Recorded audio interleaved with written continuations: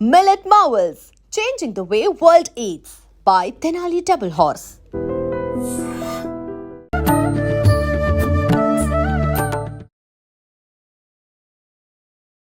నమస్కారం.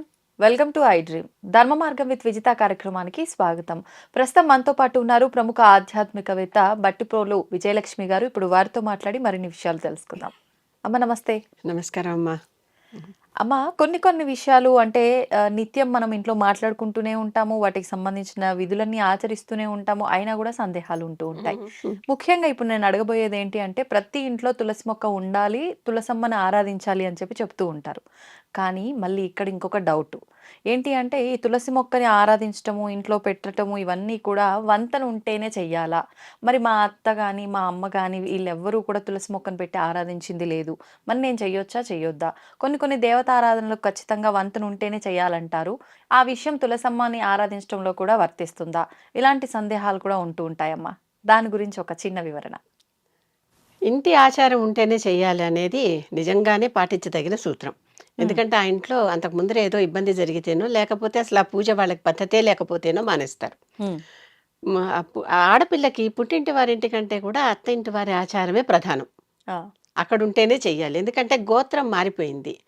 ఒకప్పుడు అన్ని మనం గోవుల ఆధారంగానే మన వృత్తి అంతా వ్యవసాయము, గోవులు వీటి ఆధారంగా వచ్చాం గనక ఈ గోవుల వాళ్ళు అనే ఉద్దేశంతో ఆ గోత్రం ఏర్పడింది అనమాట. గోత్రం అనే మాట అలా వచ్చింది. ఈ గోత్రం వాళ్ళకి అది పనికిరాదు, ఇది పనికొస్తుంది అంటే నిజంగానే కొంచెం దూరంగా ఉండటం మంచిదే. కానీ తులసి ఉన్న ప్రత్యేక లక్షణాలు ఏంటంటే, తులసి చెట్టు మీద నుంచి వచ్చే గాలి కానీ, ఆ తులసాకు కానీ, దాని మీద నుంచి వచ్చే తీర్థం కానీ అంతా కూడా తులసి లక్ష్మీ స్వరూపం కనుక అవన్నీ మనని విష్ణు సాయుధ్యం పొందిస్తాయి అని, అందుకే చనిపోయేటప్పుడు కూడా తులసి నీళ్లు నోట్లో పోయటం ఇలాంటి పద్ధతులన్నీ కూడా వచ్చాయి. అవి వస్తాయి. ఈ తులసి ఆచారం లేకపోయినప్పటికీ కూడా ఒక్కొక్కసారి ఏమవుతుంది, పక్క వాళ్ళ ఇంట్లో మొక్క ఎందుకు వస్తుందో కొంచెం గాలికి గింజలు పడి ఇటు మొలుస్తాయి. అంటే దానంతట అదే వస్తే మనం దాన్ని ఏమి తీసేయక్కర్లా. అంటే పూజించొచ్చు అంటారా అలా? పూజ చేసినా చేయకపోయినా ఉండనియచ్చు. ఓకే. ఇంట్లో ఉండనియచ్చు. మనంతట మనం తెచ్చి పెడతాం కదా! తులసమ్మ కోట పెట్టి, దాంట్లో తులసి చెట్టు పెట్టి పూజలు చేస్తాం కదా! అలాంటివన్నీ ఇంటి పద్ధతుల్లో ఉంటేనే చేయటం మంచిది. లేకపోతే వద్దు. కానీ దానంతట అది పడి మొలిచిన మొక్కలుంటాయి. అవును. వేరే గింజలేవో తెస్తే దాంట్లో పొరపాటున ఉంటాయి కదమ్మా! ఎంత సూక్ష్మంగా ఉంటాయి తులసి గింజలు. ఆ సూక్ష్మంగా వచ్చినవి వచ్చేస్తే అది. ఇంకొకటి తులసి గింజల్లో ఉన్న మహత్యం ఏంటంటే, ముఖ్యమైనది ఆ తులసి గింజలు చక్కగా నోట్లో ఇన్ని గింజలు మనం సేకరించడం కూడా కష్టమే. సన్న గింజలు ఉంటాయి. గసగసాల కంటే సన్నగా ఉంటాయి. కొద్దిగా గచ్చకాయ రంగులో ఉంటాయి. ఆ గింజలు ఒక పావు చెంచా గింజలు నోట్లో వేసుకుని నమిలేస్తే శ్లేష్మ రోగాలు పోతాయి. వైద్యం. అది అవసరమే కదా అందరికి. చాయ్ చేసుకునేటప్పుడు ఇలాంటప్పుడు ఆకు వేసి తేయాకేసి పొంగిస్తాం కదా, ఈ తులసాకు కూడా 4 రెమ్మలు దాంట్లో వేసి పొంగిస్తే అప్పుడు కూడా ఈ జలుబుకు సంబంధించినవి, దగ్గుకు సంబంధించినవి రోగాలు రావు. ఇంకొకటి ఉంది, తులసిలో ఉండేటటువంటి ప్రయోజనాలు అన్నీ ఇన్నని కాదు. చాలా కోపం ఎక్కువ అనుకుందాం ఎవరికైనా. వాళ్ళు రోజు 4 తులసి ఆకులు తింటే నెమ్మదిగా కోపం తగ్గిపోతుంది. ఇది ప్రతి ఒక్కరికి అవసరం అయ్యేది. ఉన్నట్లుండి ఉధృతంగా కోపం వస్తుంటుంది. ఆ కోపం తగ్గదు కూడా కొంతమందికి. వాళ్ళు వచ్చి తులసాకులు తింటే, అటొచ్చి ఇటొచ్చి రోజుకో 4, 5, 6 తులసాకులు తింటే ఆ తులసాకులు తిన్నందువలన కోపం తగ్గిపోతుంది. కొన్నాళ్ళు అంటే ఇవాళ తింటే రేపు తగ్గిపోతుంది అని నేను చెప్పట్లా.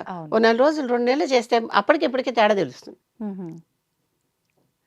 ఈసారి వచ్చే కోపం అంత ఉధృతంగా వచ్చినా తక్కువసేపు ఉండటం, లేకపోతే ఉధృతం తగ్గటం తప్పనిసరిగా తేడా తెలుస్తుంది. ఎన్ని రకాల మనకి తులసితో ఉన్నాయో చూడండి. మరి అలాంటప్పుడు ఇంట్లో లేకపోతే పెట్టుకోవచ్చా అంటే, పక్క వాళ్ళ ఇంటి ఆకులు తెచ్చుకుని వైద్యానికి వాడుకోవచ్చుగా. మనం వైద్యానికి వాడేవన్నీ ఇంట్లో పెంచుతున్నామా? లేదుగా. కనుక వైద్యానికి ఎవరైనా వాడుకోవచ్చు. కానీ పూజకి వాడుకునేటప్పుడు మాత్రం కొంచెం ఆలోచిస్తే మంచిది. ఇంట్లో లేని వాళ్ళు, ఆ పద్ధతి లేని వాళ్ళు. కానీ పడిన మొక్కను మనం తీసి పారేయాల్సిన అవసరం మాత్రం లేదు. భయపడి అయ్యో ఇది మన ఇంట్లో రాకూడదు అని తీయాల్సిన అవసరం లేదు. ఇన్ని వృక్షాల్లో తులసిని, రేగుని, వేపని లక్ష్మీదేవి రూపంలో భావిస్తాం మనం. రేగును కూడా. రేగు మరి బద్రీనాథ్ ఆలయం అదే కదా. బద్రీ అంటే రేగు చెట్టు. ఆ రేగు చెట్టు నాథుడు విష్ణుమూర్తి అక్కడ ఉన్నాడు. ఆ పేరుతో పెద్ద క్షేత్రమే ఉంటే బద్రీ ఆకంటే రేగాకే కదా. వీటిని లక్ష్మిగా భావిస్తాం మనం. లక్ష్మి అన్నమాట అక్కడ. కనుక వీటికి ప్రత్యేకత. కనుక ఈ లక్ష్మీ స్వరూపాలని హ్మ్. పూజించడం, మనం లక్ష్మీ పూజ ఉంటూనే ఉందిగా. అవును. లక్ష్మీ పూజ వాళ్ళ ఇంట్లో ఉంటే ఈ రూపంలో లక్ష్మిని కూడా పూజించుకోవచ్చు, తప్పులేదు. హుహు. అది అలాగా. అంటే తులసిని లక్ష్మిగా మనం ఆరాధిస్తున్నప్పుడు ఇంట్లో లక్ష్మీ అమ్మవారి పటం పెట్టుకొని ఆరాధిస్తాము. మరి తులసమ్మ రూపంలో ఎందుకు ఆరాధించొద్దమ్మా? ఎక్కడో ఏదో వాళ్ళ ఫ్యామిలీలో అంతకు అంటే ముందర ఎక్కడో. ఒకవేళ అట్లా ఫ్యామిలీ బ్యాక్‌గ్రౌండ్‌లో ఇబ్బంది జరిగి ఆపేసిన సందర్భాలుంటే దూరం పెట్టడం కరెక్టు. అవును. లేదు ఎప్పుడు వీళ్ళ ఆపేశారో పాటికి కొన్ని తరాల ముందరది మనకి తెలియదుగా. ఆహా! అట్లంటారా? కొన్ని తరాల ముందరది మనకి తెలియదుగా. హ్మ్. ఒకప్పుడు మనం ఇంట్లో శివార్చన చేస్తున్నా కూడా కాశీలో ఈ రోజుకి తెలుస్తుంటుంది. హ్మ్. ఎక్కడో ఇళ్లల్లో లాగానే శివుడిని పెట్టుకుని పూజ చేసుకున్నారు, తలుపులేసేసి హ్మ్. మామూలు ఇల్లులాగా చేసుకుని. ఆ! కదా! లేకపోతే వాళ్ళ ఇంట్లో కిందకెళ్తే ఒక కాశీలో కొన్ని పాతాళ లింగాలున్నాయి. ఎందుకంటే మీద మూసేశారు. ఓకే. ఎవరు వచ్చి ఆక్రమించకుండా, విరగ్గొట్టకుండా మూసేశారు మీద. హుహు. ఆ మెట్లేవో పెట్టుకున్నారు వాళ్ళు. ఆ కింద నుంచి వెళ్లి కింద పూజ చేసేసుకొని వచ్చేస్తూ ఉంటారు. ఓకే. ఓకే. చాలా ఆలయాలు కాశీలో, పాతాళంలో ఉన్నాయి మనకి ఇప్పటికి. హుహుహు. ఇప్పటికీ కనిపిస్తాయి. హ్మ్. మనం కూడా వెళ్ళొచ్చు. ఆ మెట్లు దిగి మనం కూడా వెళ్లి పూజ చేసుకోవచ్చు. ఆహా! అలా ఉంటాయి. అంటే ఇప్పుడు కొంచెం స్వేచ్ఛ వచ్చింది గనక ఓపెన్ చేశారు. లేకపోతే అందరికి ఓపెన్ కావవి. హ్మ్. అలా ఉండేవి.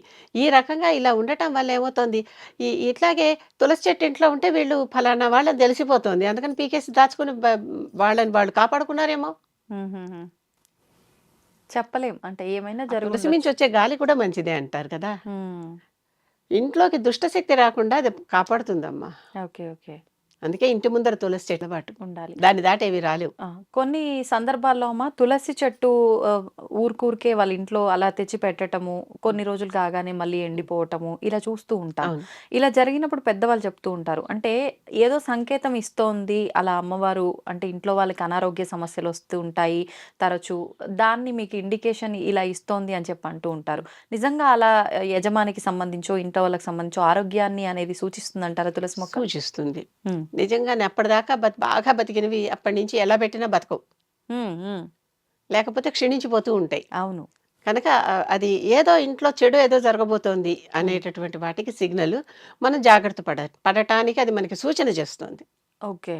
మనం జాగ్రత్త పడితే ఎక్కడ జరుగుతోంది అనేది మనం మనం మనం గమనించుకుంటే కదా తెలుస్తుంది. అవును. తెలుసుకుని దానికి తగినటువంటి నివారణ ఏమన్నా చేసుకుంటే, హ్మ్. పూజ రూపంలోనో, మరో రూపంలోనో హ్మ్. చేసుకుంటే అది శాంతిస్తుంది మళ్ళీ. సమస్యకు పరిష్కారం. అసలు తులసి గురించి ఇంకా చాలా ప్రత్యేకతలున్నాయి. నల్ల తులసి ఉంటుంది. శ్యామ తులసి, కృష్ణ తులసి అంటారు. ఆ! అవును. తులసి 100 రకాలు. హ్మ్. మనకేమో 5, 6, 10 రకాల దాకా కనపడతాయి బయట. అవును. 100 టైప్స్ అని చెప్తారు వాటిని. హుహు. లక్ష్మీ తులసి అంటారు. ఆకుపచ్చగా చక్కగా తెల్లగానే ఉంటుందది. ఉంటుంది. లక్ష్మీ అవును. తులసి అంటాం దాన్ని. అలా కాదు, నల్లగా ఉండే తులసి ఉంటుంది. హ్మ్. అదేమో కృష్ణ తులసి. కృష్ణ తులసి. ఒక రకం ఈ రెండిటి కలర్స్‌కి మధ్యలోగా ఉంటుంది. దానిని మళ్ళీ మనం రామ తులసి అని పిలుస్తూ ఉంటాం. అవును. అలా రకరకాల తులసులుంటాయి. అసలు ఆరాధించాల్సింది ఏ తులసినమ్మా? ఏ తులసైనా తులసే. కృష్ణ తులసిని ముఖ్యంగా ఆరాధిస్తే హ్మ్. ఇంట్లో రోగాలు రావని పేరు. ఇందాక ఇప్పుడు రోగం అన్నావు గనుక నేను కృష్ణ తులసి పేరు చెప్తున్నాను. ఓకే. ఓకే. ఆ! ఇంట్లో రోగాలు రావని పేరు. ఆహా! ధనం వస్తుందని పేరు. ఈ హుహు. రెండిటికి, ధనం రావటానికి, రోగాలు పోవటానికి హ్మ్. కృష్ణ తులసి తెచ్చుకుని, ఆ కృష్ణ తులసి ఎలా ఉండాలి? పర్పుల్ రంగులో ఉంటాయి ఆకులు. అవునవును. కొంచెం అలానే అనిపిస్తాయి. నలుపు కూడా కాదు, ఒక రకం పర్పుల్ రంగులో గింజలు ఉంటాయి. కూడా పర్పుల్ గానే అంతే, ఆ వస్తుంటాయి కాడ, పైకి ఆ కాడ. ఆకులు అన్నీ పర్పుల్ కలర్‌లోనే. అవును. అలాంటి తులసిని ఇంట్లో పెట్టుకొని నిత్యం పూజిస్తే హ్మ్. ధనం వస్తుంది, రోగాలు తగ్గుతాయి. ఆ! చెప్పినవే ఇవన్నీ. ఇవన్నీ శాస్త్రంలో చెప్పినవే. హ్మ్. అంతేకాదు ఇంకొకటి, ఈ తులసి వినాయక పూజలో వినాయక చవితి నాడు తప్ప వాడొద్దు అనే ఒక కథ కూడా, తులసి కథ మనకు వినిపిస్తుంది. అవును. అది ఏంటి? తులసి ఒకరోజు వినాయకుడు చక్కగా ముద్దుగా అందంగా ఉన్నాడు కదా! చూసి మోహించిందట. పెళ్లి చేసుకుంటానని అడిగిందిట. హుహు. పెళ్లి చేసుకుంటానని అడిగితే, "నువ్వు నాకు తల్లివి, లక్ష్మీదేవి కదా! తల్లితో సమానం. నేను నిన్ను పెళ్ళాడను. హ్మ్. తప్పు, ఇలాంటి కోరికలు కోరకూడదని" చెప్పాట. హ్మ్. అప్పుడేమో పరస్పరం శాపాలిచ్చుకున్నారనమాట. అయితే లక్ష్మీదేవికి ఈయన శాపం పెట్టాడు. "నీకు పెళ్లి కాదు, ఈ తులసికి. తులసికి. ఇక నీకు పెళ్ళనేది ఉండదు ఎప్పుడు" అని శాపం పెట్టాట. అందుకే ఓ తులసి కళ్యాణం అని ఒకరోజు ప్రత్యేకంగా క్షీరాబ్ది ద్వాదశి టైంలో తప్పితే ఇంకెప్పుడు కళ్యాణాలు తులసికి చెయ్యరు. హ్మ్. ఆ హ్మ్. ఆ ఒక్కరోజు ప్రత్యేకత అనమాట. ఓకే. అలాగే ఈయనకు కూడా ఒక్క రోజుకి ఆవిడ, నీకసలు నేను పూజకి రాను అని చెప్పినావిడ, ఒక్క వినాయక చవితి నాడు మాత్రం నిన్ను పూజించే అంటే ఒక్కరోజు పర్మిషన్ ఇద్దరు చెరొకళ్ళు ఇచ్చుకున్నారు. హుహు. మ్యూచువల్ మ్యూచువల్ అండర్‌స్టాండింగ్‌తో. అండర్‌స్టాండింగ్ అన్నమాట. ఓకే. అందుకనే మిగిలినప్పుడు ఎప్పుడు తులసి కళ్యాణం చేయరు. అలాగే మిగిలినప్పుడు తులసిని వినాయకుడికెయ్యరు. అవును. ఒక వినాయక చవితి నాడు మాత్రమే వేస్తారు. అంటే హ్మ్. తులసికి, వినాయకుడికి మధ్యలో ఉండే రిలేషన్ అనమాట అది. ఇలాంటివి కొన్ని జరుగుతాయి. ఇప్పుడు వినాయకుడు అన్నాను కదా, వినాయకుడికి ఇంకొక ఉపాయం కూడా ఉంది. లేత దానిమ్మ ఆకులు తీసుకొచ్చి, తులసి కాకపోయినా వినాయకుడు అనేసరికి చెప్తున్నా, లేత దానిమ్మ ఆకులు తీసుకొచ్చి వినాయకుడి పాదాలు అంటే పైన ముచ్చికలాగా ఉంటుంది కదా చిగురు, ఆ చిగురు తీసుకొచ్చి పాదాల మీద పెట్టి నిజమైన స్పష్టమైన స్వచ్ఛమైన మనసుతో ఏదన్నా ఒక కోరుకుంటే కష్టంలో ఉన్నప్పుడు తప్పకుండా తీరుస్తాడు వినాయకుడు అని ఒక పేరు. నవరాత్రుల టైంలోనే అమ్మ, మిగతా సమయాల్లో ఎప్పుడైనా సరే చేయొచ్చు. నిత్యం మనకి ఎప్పుడు ఏదో ఒకటి ఇబ్బందులు వస్తూ ఉంటాయి కదా, ఆ ఇబ్బంది మనం దాటలేవు, దేవుడే దాటించాలి అనే ఇబ్బందులు కొన్ని ఉంటాయి. మనం మనమే దాటేస్తామని చెప్పుకుంటాం, అప్పుడు మనకి దేవుడు అక్కర్లేదు, మనమే దేవుడు అనుకుంటాం, చేసేస్తూ ఉంటాం. ఇలాంటివి కొన్నిటికి ఆ దానిమ్మ చిగురు తీసుకొచ్చి చక్కగా మంచిది చీడపీడ లేకుండా ఉన్నది తీసుకొచ్చి, అది ఒక రకం ఎరుపు రంగులో ఉంటుంది, కొద్దిగా ఎరుపు పసుపు ఆకుపచ్చ పసుపు ఆ రంగులో ఉంటుంది. దాన్ని తీసుకొచ్చి వినాయకుడి పాదాల దగ్గర పెట్టి నన్ను ఈ ఆపద నుంచి దాటించు, లేకపోతే నాకు ఈ కోరిక తీర్చని మొక్కుకుంటే వెంటనే తీరుస్తాడని దానికి ఒక పేరుంది. సరే, చూద్దాం ఎంతవరకు పనిచేస్తుంది అనేది. ఎలాగ ఇప్పుడు నవరాత్రులు కూడా రాబోతున్నాయి, చేయొచ్చు. వినాయక నవరాత్రుల్లోనే చేయాలని లేదు, అది ఎప్పుడైనా చేయొచ్చు. అంటే ఇంకా ప్రత్యేకమైన రోజుల్లో చేస్తే విశేష. వినాయక నవరాత్రుల్లోనే చేసేది తులసి మాత్రమే. తులసి ఆ రోజు ఆవిడ పూజ అంటే తులసి వచ్చి వినాయకుడికి పూజిస్తుంది అనమాట. ఆ రోజు పూజ ద్రవ్యంగా వాడుకోవచ్చు. తులసిని మిగిలిన అన్ని దేవతలకి వాడతాం, ఎప్పుడు వాడతాం, ఇక్కడ వాడం. అలాగా ఇలాంటివి తులసి ఇంట్లో ఉంటేనే పెట్టుకోవాలా అంటే ఇంట్లో ఉంటేనే పెట్టుకుంటే మంచిది. కానీ ఎన్నో రకాలుగా అది ఔషధం, ఎన్నో రకాలుగా మనకి అది ఏమంటారు, శ్రీని తెస్తుంది, మన రోగాలని పోగొడుతుంది. కనుక అలాంటి తులసి ఇంట్లో ఉండటం ఎప్పుడైనా అందరికీ ఆరోగ్యం.